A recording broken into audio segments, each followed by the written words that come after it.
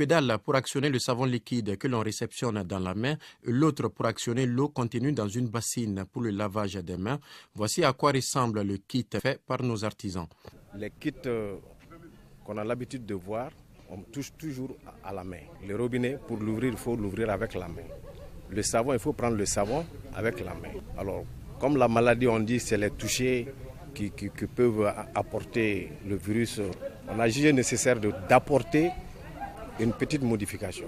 Sur le nombre de ces kits de lavage des mains disponibles et leur prix, Mamadou Abdoulaye Ndiaye nous édifie.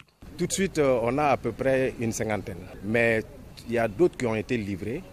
Et l'ensemble, on peut dire que livré et disponible tout de suite, ça vaut une centaine. Le prix, pour le moment, est fixé à 30 000 francs l'unité.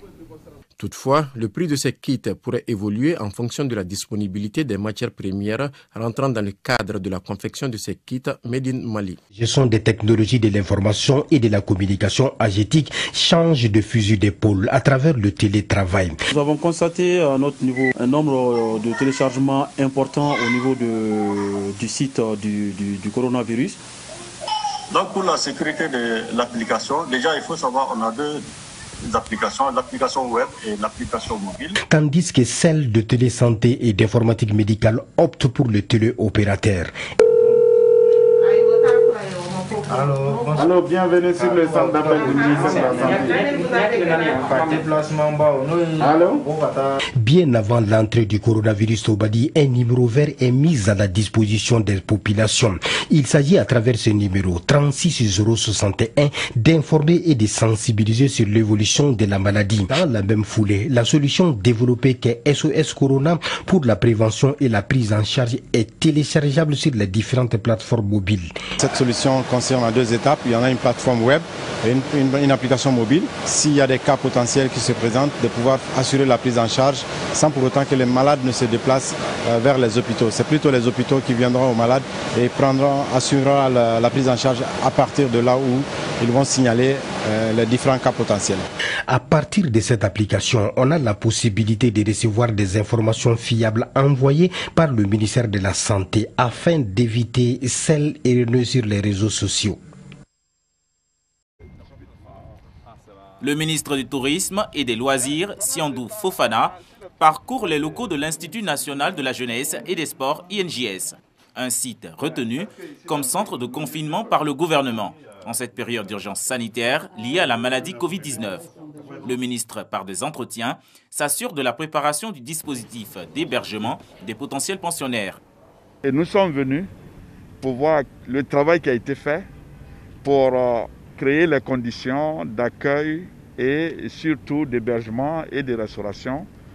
C'est tout ça que nous sommes venus vérifier et voir si pour la journée d'aujourd'hui, tout le travail qui devait être fait en amont a été fait.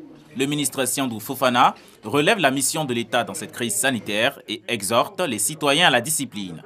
L'État fait des efforts pour les mettre dans des conditions acceptables. C'est le fait de venir et de faire sa part en se confinant pour son propre bien d'abord et le bien de l'humanité.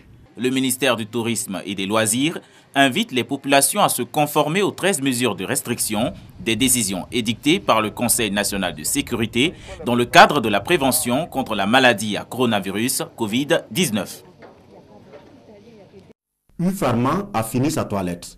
La comprimeuse peut maintenant rouler à plein régime, produit suffisamment de la chloroquine et du paracétamol au cas où le Burkina basculait au traitement du Covid-19 avec ces deux produits. Aujourd'hui, c'est la phase d'essai. La machine cache ses premiers comprimés après réhabilitation sous le regard du ministre en charge de la recherche scientifique. Al-Kassoum Maïga est bien édifié, même la cadence de production de la machine est fixée. Normalement, c'est une machine qui pouvait aller autour de 2000 comprimés à la minute, mais compte tenu du fait que c'est une installation ancienne, ils ont ramené ça à 1800 comprimés à la minute. Mais dans le cadre du travail qu'on veut faire, on va être prudent pour aller à environ 1500 comprimés à la minute. Vous voyez donc la capacité de production par rapport donc à la chloroquine. Le Burkina a sa machine prête, mais ne produit pas la matière première. Les commandes sont déjà lancées sur un marché en crise, donc pas de délai précis d'approvisionnement. L'unité, elle, est vieille de 1991, qui n'avait plus travaillé depuis 1999 D'où l'inquiétude des techniciens. L'acquisition d'une machine secours s'impose. Une machine qui n'a pas fonctionné depuis plus d'une dizaine d'années. On a essayé de le remettre en route pour pouvoir fabriquer. On ne peut pas donner l'assurance qu'elle ne va pas nous lâcher en cours de route. Donc, mais je pense que c'est pour cela que dans le projet, le ministère a promis nous doter d'une nouvelle comprimeuse pour continuer la production au cas où. Quand on commence à produire, il ne faut pas donc qu'une panne éventuelle nous mette donc en situation de manque donc, de comprimés. Donc, grâce au travail qui a été fait par mon collègue du commerce et le collègue Minefid, avec l'accompagnement de Idrissa Nassa, on a pu donc mobiliser les ressources pour qu'on puisse commander les intrants et les machines. Le centre est aussi prêt pour le test du Covid-19 ici à Ouagadougou. C'est le deuxième laboratoire du Burkina après celui de Bobo-Dioulasso, capable de diagnostiquer la maladie. 3 machines sont acquises, chacune avec une capacité de 94 tests en 6 heures. Ils ont pu faire calibrer les machines grâce donc au professeur Jacques Saint-Poré qui a le kit pour le calibrage. Donc là également, on se tient prêt pour que assez rapidement, on puisse donc commencer à faire donc les diagnostics au niveau de Ouaga. Donc je suis très comblé de voir effectivement que ce qu'on a pu déclarer peut s'opérationnaliser. Le test va bientôt démarrer ici à Ouagadougou. Quant à la production de la chloroquine et du paracétamol, elle est conditionnée par 2 choses. L'arrivage de la matière première et l'homologation de la molécule dans le traitement du Covid-19.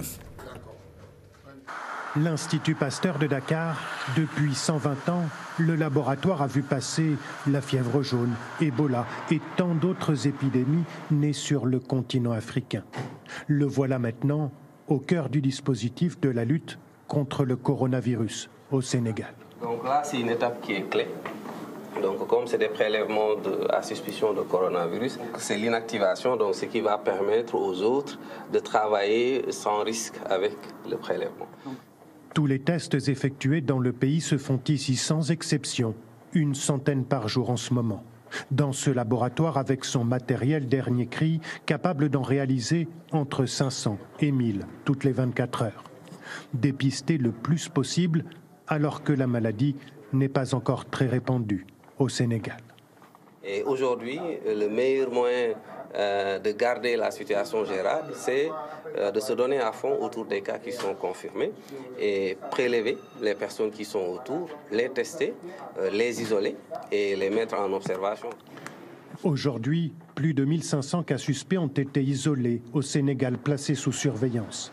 Un peu plus de 130 personnes détectées positives au coronavirus. La maladie est encore sous contrôle.